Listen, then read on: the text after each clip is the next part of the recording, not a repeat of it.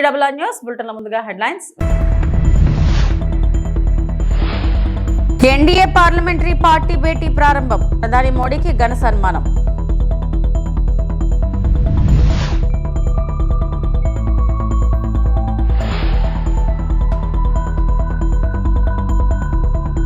అంబటి క్షమాపణ చెప్పాలని ఆయన నివాసం వద్దకు వెళ్లాం. TDP MLA Galla Madhavi.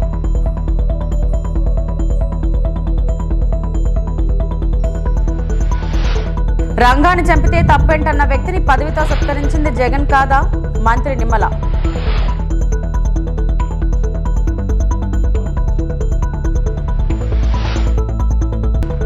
ఏపీలో law and order fail. Ambati Rambabu ఇంటిపై దాడులు ప్లాన్ ప్రకారమే. గుడివాడ అమర్నాథ్.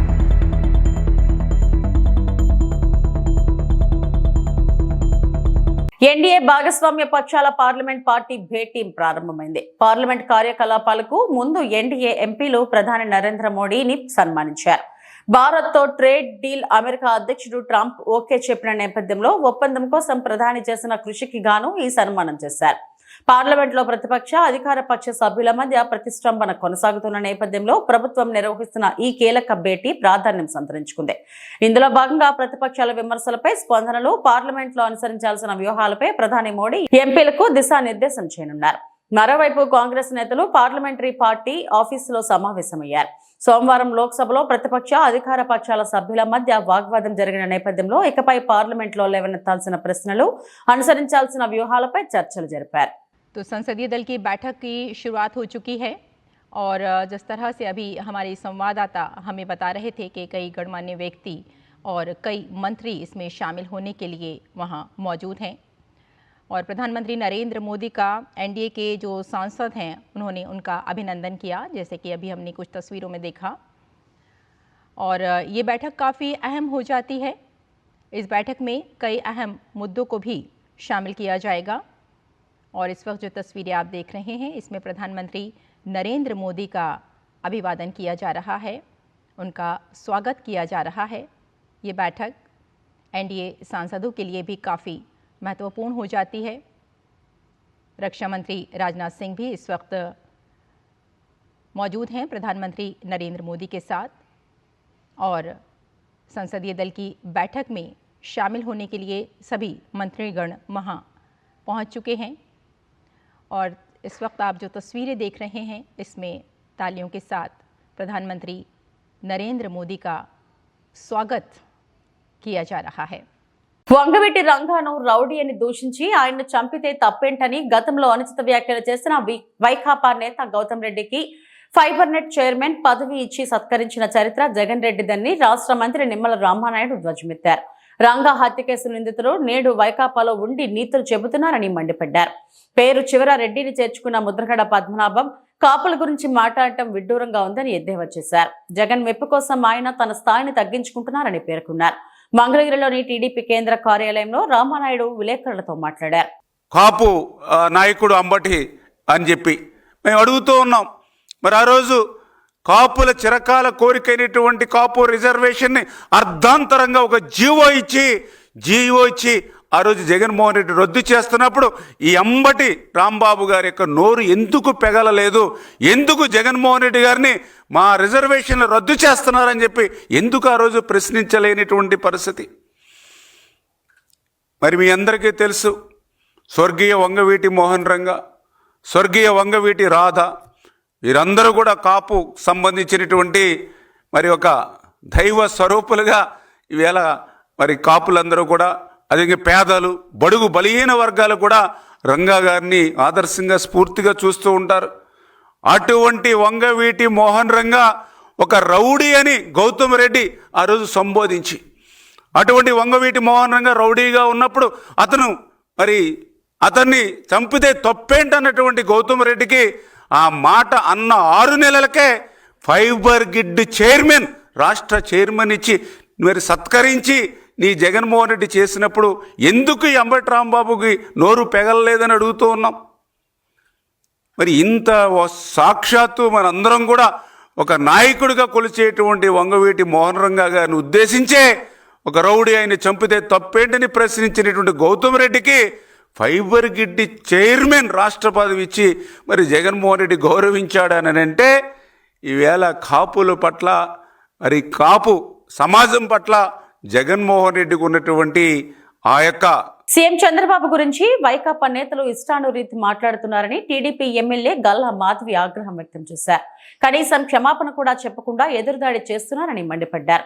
గుంటూరులో నిర్వహించిన మీడియా సమావేశంలో ఆమె మాట్లాడారు. టీడీపీ నేత అంబటి రాంబాబు కుమార్తె చేసిన విమర్శలపై గల్లా మాధవి స్పందించారు. మిమ్మల్ని ఓడించింది ఎందుకు? అడుగుతామనే కదా. 11 సీట్లకు మిగిల్చింది ఎందుకు? ప్రజలందరూ భయపడి మిమ్మల్ని ఇళ్లలో కూర్చోబెట్టింది ఎందుకు? మేము అడుగుతామనే కదా. మరి అడగకపోతే అడగడానికే కదా నేను వచ్చాను. చేతులు 2 ఇలా పట్టుకొని కట్టుకొని నేను వచ్చాను. దాడికే దిగాలంటే మీరు ఆలోచించండి. చాలా లాజికల్ పీపుల్, చాలా లాజికల్ క్వశ్చన్స్ వేస్తున్నారు. దాడికే దిగాలంటే నేను రావాల్సిన పనే ఉంది.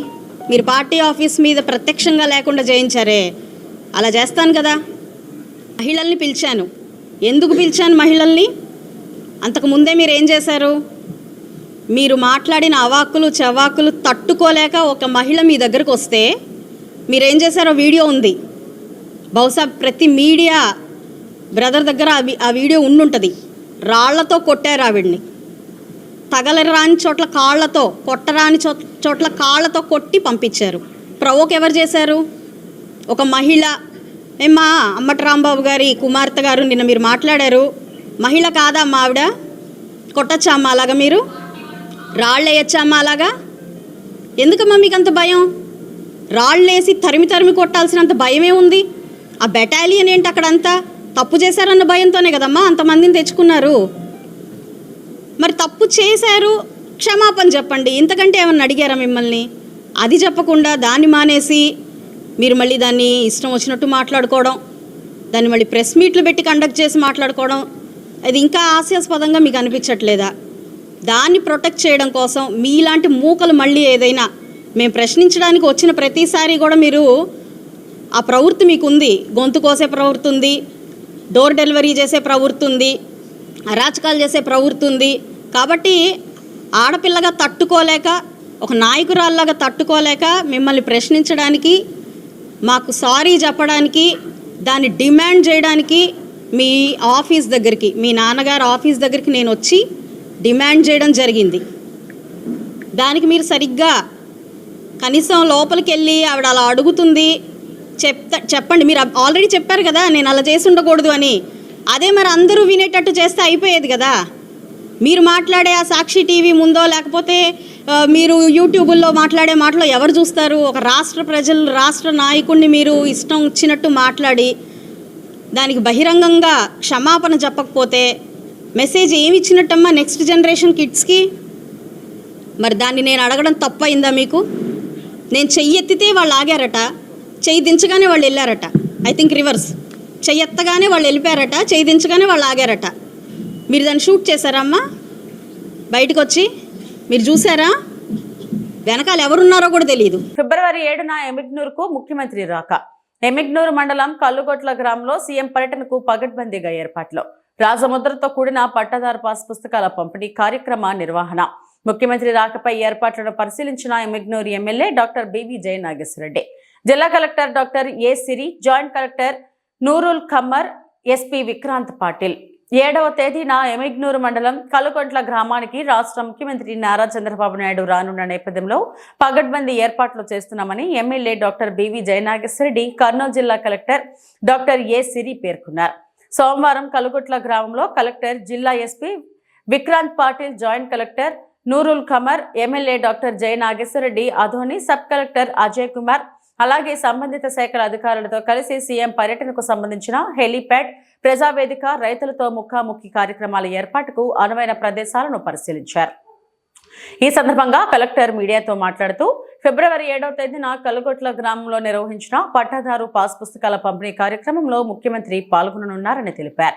ఈ సందర్భంగా ప్రజావేదిక కార్యక్రమం, రైతుల పొలాల పరిశీలన తదితర కార్యక్రమాలు జరగనున్నాయని, కార్యక్రమాలన్నీ ఎటువంటి ఇబ్బందులు లేకుండా సాఫీగా జరిగేలా ఏర్పాట్లు చేస్తున్నామని కలెక్టర్ తెలిపారు.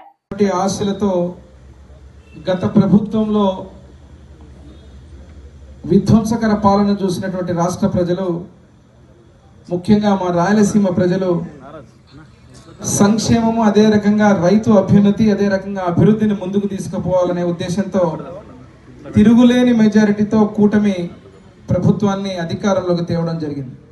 తద్వారా ముఖ్యమంత్రిగా నారా చంద్రబాబు నాయుడు గారిని, డిప్యూటీ సీఎంగా పవన్ కళ్యాణ్ గారిని, నరేంద్ర మోడీ గారి నాయకత్వంలో ప్రధానమంత్రి వర్యులు ఎన్డీఏ గవర్నమెంట్ని అధికారంలో తేవడం, లోకేష్ బాబు గారు యువగల రథసారథిగా ఆ రోజు ప్రతి ప్రాంతంలో పాదయాత్ర చేసి అనేక సమస్యలని గుర్తించి ఇటు రైతులకు, యువకులకు అనేక సమస్యల మీద ఒక కార్యాచరణ చేస్తూ రాయలసీమ డిక్లరేషన్ కూడా ఇచ్చి అధికారంలో రావడం జరిగింది.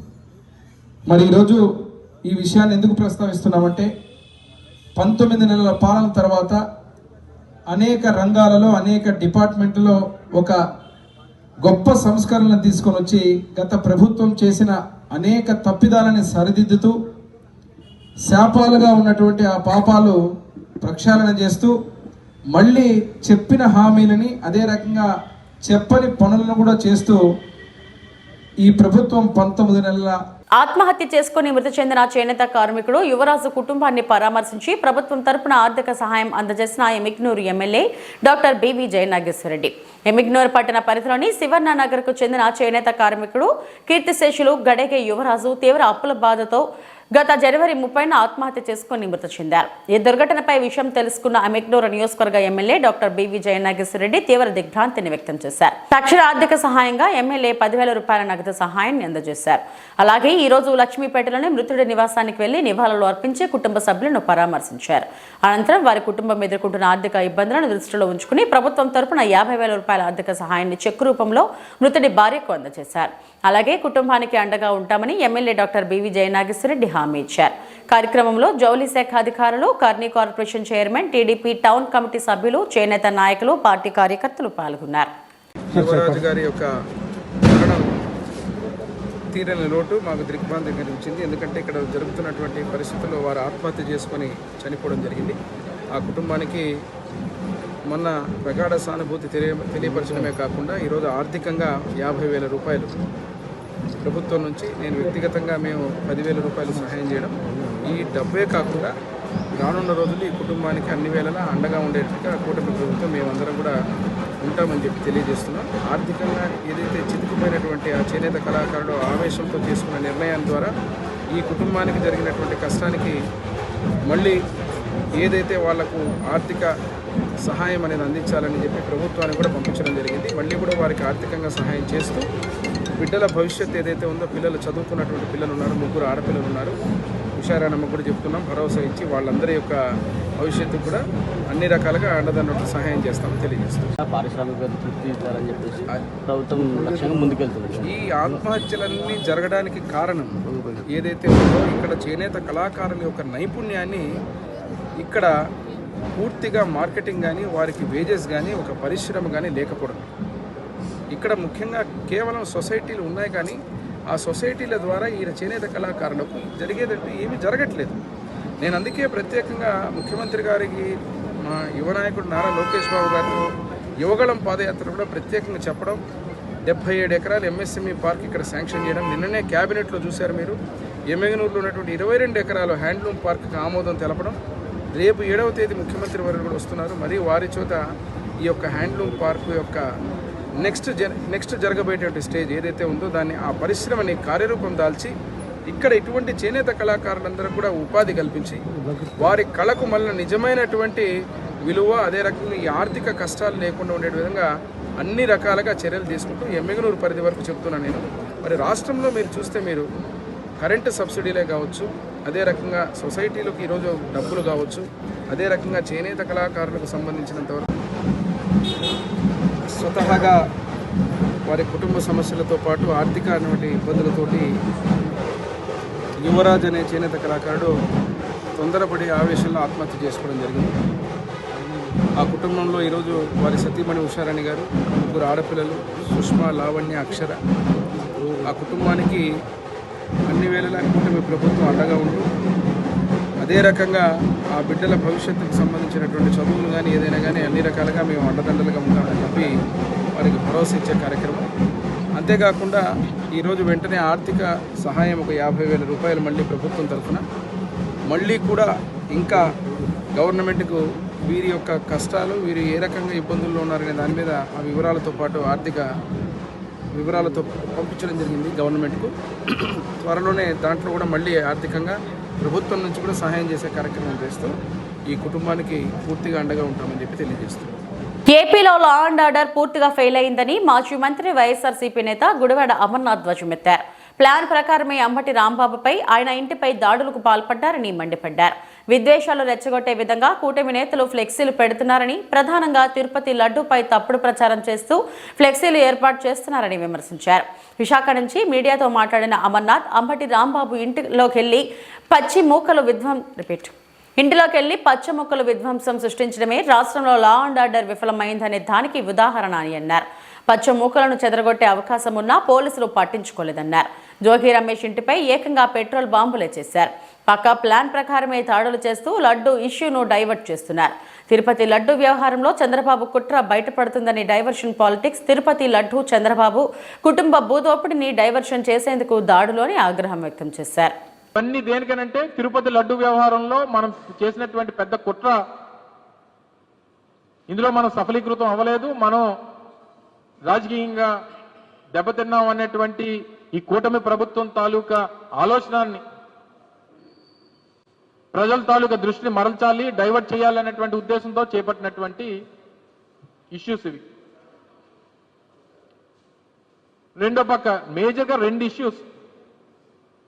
ఇష్యూస్ ఏవైతే మేజర్గా ఉన్నాయో ఈ రెండు ఇష్యూస్ని రాష్ట్రంలో ఉన్నటువంటి ప్రజల నుంచి డైవర్ట్ చేయడానికి టేకప్ చేసినటువంటి ఒక పెద్ద విధ్వంసం అయితే, ఒకటి తిరుపతి లడ్డూకు సంబంధించినటువంటి వ్యవహారం ఒకటైతే, రెండోది విశాఖపట్నంలో ఉన్నటువంటి గీతం సంస్థకి, అంటే చంద్రబాబు నాయుడు గారి తాలూకా కుటుంబం చేస్తున్నటువంటి భూదోపిడీని, ఈ 5,000 కోట్ల రూపాయల భూదోపిడీ ఏదైతే ఉందో దీని నుంచి కూడా ప్రజల తాలూకా దృష్టిని మరల్చాలనేటువంటి ఒక ఉద్దేశంతో చేపట్టినటువంటి ఇష్యూస్. ఒకటి తిరుపతి లడ్డు, రెండు చంద్రబాబు నాయుడు గారి కుటుంబం భూదోపిడీ. ఈ రెండు సబ్జెక్ట్స్ని ప్రజల్లో పెద్ద ఎత్తున చర్చ జరుగుతూ ఉంది అనేటువంటి ఒకే ఒక నెపంతో చేపట్టినటువంటి విధ్వంసం ఇదంతా కూడా. అంటే మీరు ఈ రకంగా విధ్వంసం చేస్తే, రాష్ట్రంలో ప్రభుత్వం ఈ రకంగా వ్యవహరిస్తూ ఉంటే, లా అండ్ ఆర్డర్ అనేటువంటిది రాష్ట్రంలో లేకపోతే ఇంక ఈ రాష్ట్రంలో పెట్టుబడులు పెట్టడానికి ఎవరు వస్తారు? ఈ రాష్ట్రంలో ఉండడానికి ఎవరు ఇష్టపడతారు? ఈ రాష్ట్రంలో లా అండ్ ఆర్డర్ లేదనేటువంటి పరిస్థితులు తీసుకుని వస్తే ఈ రాష్ట్రం తాలూకా పరిస్థితులు ఏంటి? తీరా స్థానిక ప్రజాప్రతినిధి, స్థానిక పార్లమెంట్ సభ్యులు ఆయన ట్వీట్లో ఒకటి తెలియజేశారు. ఆయన ఏమంటాడు, వైఎస్ఆర్ కాంగ్రెస్ పార్టీ ఇది 5,000 కోట్ల రూపాయల భూమి అని చెప్పి చెప్తా ఉంది, ఓ ప్రచారం చేస్తూ ఉంది, దీని విలువ అంత కాదు 1,000 కోట్లే అని చెప్పి చెప్తున్నాడు. అంటే ఒప్పుకున్నాడు కదా, నేను 1,000 కోట్ల రూపాయల భూమిని దోపిడీ చేశానని. ఆయన లెక్క ప్రకారం ఆయన 1,000 కోట్లు. ఆయన జగన్మోహన్ రెడ్డి గారు పెట్టినటువంటి ట్వీట్కి వారు సమాధానం ఇస్తూ 2 పాయింట్ని వారు అందులో ప్రస్తావించారు. మొదటిది ఏంటంటే, జగన్మోహన్ రెడ్డి గారు ఇది 5,000 కోట్ల రూపాయల భూమి అని అంటున్నారు. ఇది 5,000 కోట్ల రూపాయలు కాదు, ఇక్కడ గజం 65,000 రూపాయలు మాత్రమే ఉంది. దాని లెక్క ప్రకారం ఆయన ఏదో రియల్ ఎస్టేట్ చేసినట్టుగా ఇది 2,700 గజాలు 2,800 గజాలు వస్తుంది, 19 కోట్లు పడుతుంది ఎకరం. దాని ప్రకారం 1,000 కోట్ల రూపాయలు అవుతుంది 55 ఎకరాలు. అంబేద్కర్ కోనసీమ జిల్లా అమలాపురం ఫీజు రియంబర్మెంట్స్ బకాయిలను వెంటనే చెల్లించాలి. రాష్ట్ర ప్రభుత్వం ఫీజు రియంబర్మెంట్స్ బకాయిలను వెంటనే చెల్లించాలని డిమాండ్ చేస్తూ revolution student union state joint secretary Kantepalli Narender Reddy ఆధ్వర్యంలో అమలాపురం కలెక్టరేట్ ఎదుట విద్యార్థులు నిరసన తెలిపారు. అనంతరం నరేందర్ రెడ్డి మాట్లాడుతూ కళాశాలలకు ఫీజులు చెల్లించలేక చాలా మంది విద్యార్థులు చదువును కోల్పోతున్నారని అన్నారు. తక్షణమే విద్యాశాఖ మంత్రి నారా లోకేష్ ఫీజు రియంబర్మెంట్స్ బకాయిలను విడుదల చేయాలని డిమాండ్ చేశారు. అలాగే వచ్చే బడ్జెట్ లో విద్యార్థుల కోసం ఎక్కువ నిధులను కేటాయించాలని కోరారు. ఫీజు రియంబర్మెంట్స్ బకాయిలను చెల్లించకపోతే లోకేష్ క్యాంప్ కార్యాలయాన్ని ముట్టడిస్తామని హెచ్చరించారు. అందరికి నమస్తే, నా పేరు Kantepalli Narendra, RSU revolutionary student union state joint secretary, కేంద్రం అమలాపురం. ఈరోజు కలెక్టరేట్ నందు ధర్నా నిర్వహించడానికి ప్రధాన కారణం ఏంటంటే పెండింగ్లో ఉన్నటువంటి ఫీజు రియంబర్స్మెంట్ తక్షణమే విడుదల చేయడం డిమాండ్తో స్థానిక కలెక్టరేట్ నందు ధర్నా చేయడం జరుగుతుంది.